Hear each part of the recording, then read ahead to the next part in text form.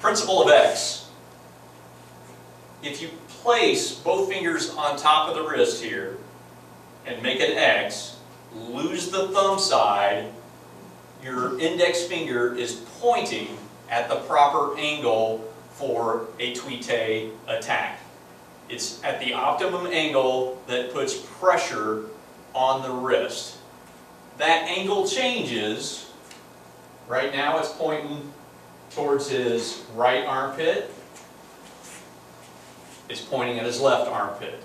If his arm changes, now it's pointing inside here. So the principle of X never changes in relation to the wrist. It only changes in relation to the body as your attack moves around.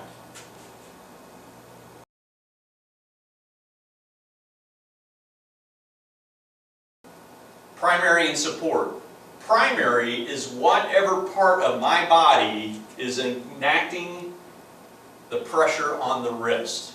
So right now my left arm is the primary.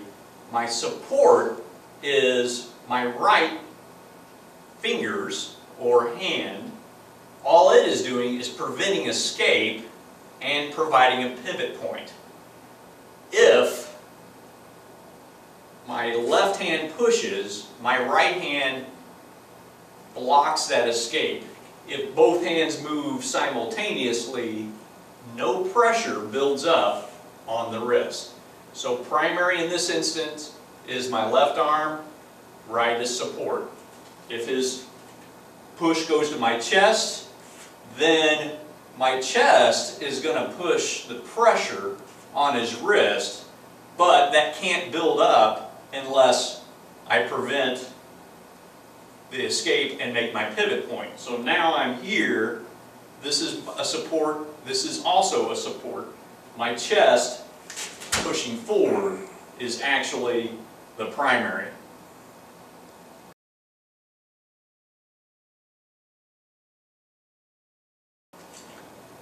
Positional paradox.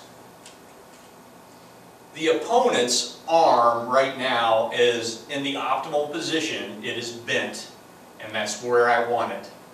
If his arm is straight, he is strong, and he is more likely to resist. If his arm is bent, he is less likely to be able to resist. He is in a weaker attack position. The opposite holds true with me performing the techniques. If my arm is straight, then I am in a weaker position. I'm reaching out here, and he is in an optimal position being bent, but I'm straight. He's a bigger opponent than me. I will not be able to force him into the Tuite. If I am bent, then I am in an optimal position. His arm is bent. He is in an optimal position. I can overcome the stronger opponent with me bent and him bent. I can overcome that. So to recap, he is strong, I am weak. He is strong, I am strong, but my opponent is a stronger person. He's got bigger muscles, taller person.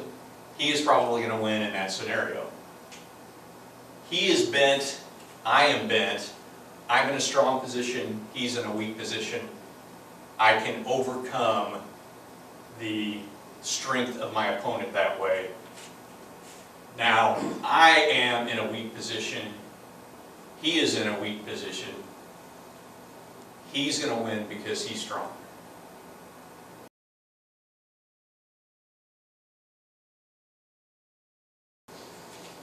Wrist versus fingers. In order to apply pressure on the ulnar stylus joint here, what I'm trying to do is smash these together essentially, and there's a nerve that runs down in here. So in order to do that, I need to twist the wrist. The wrist needs to twist to pinch between these bones. When I twist, I get that pinch. When I do that, you'll see his knees buckle. Wrists control the knees. If I switch to a flexion technique, the wrist will control more of the toes. So it controls the lower half of his legs. I'm controlling the knees, I'm controlling the ankles. Essentially, it's what we call a reactionary retreat. His body knows the quickest way to release this pressure in this position is to collapse the body and go away from the pressure. And that's exactly what he does. When I come into more like a escort type position, where his hand's in flexion, he knows immediately that if he goes up on his toes, his body knows that, and it goes up on his toes to try to release the pressure. Not necessarily pain, just pressure. So wrist controls this down here, the bottom of the body.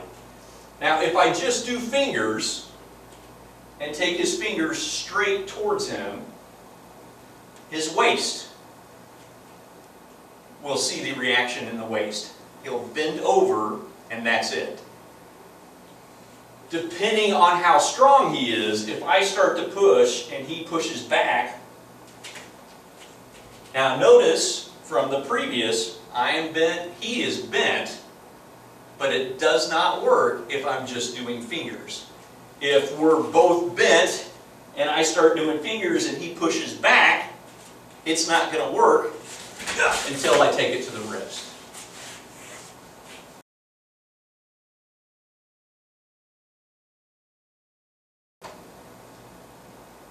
Three-dimensional attacks. The body, just basic, if I am pushing straight against him, he can push back. His body sees what's going on and it naturally braces for impact. This is the same with punches as it is with pushes, pulls. If I try to pull, he just pulls back. Your body can naturally interpret what's going on because it's a straight linear motion. Even if I am going off at my 45-degree angle, if, let's say, he's got his fingers wrapped, he's got a really strong grip, and I'm trying to go at that 45-degree angle, I may not be strong enough to pull it off because his brain is sensing the direction I'm going, and it's going the opposite direction and fighting me. It's very simple math for the human brain. Now, if I reach into this and I'm pushing really hard and I decide to do a question mark or zigzag, a spiral, anything you can visualize that's three-dimensional, his brain going straight can resist that, but going different directions, he doesn't know how big of an arc I'm going to do. So when we do a basic Tuite, instead of going straight, we try to think of a little zigzag, any three-dimensional attack.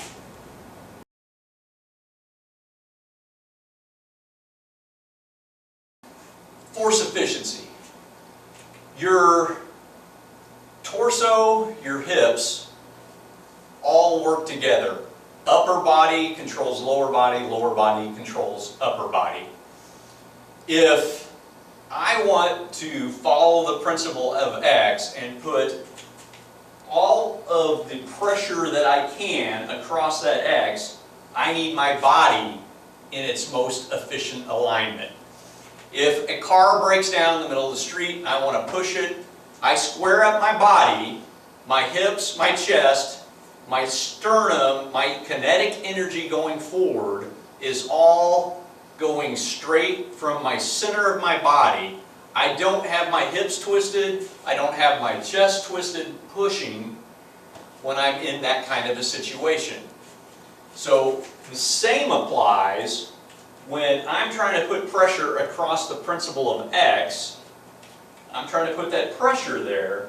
If my hips are this way and my body is this way, it's not going to work.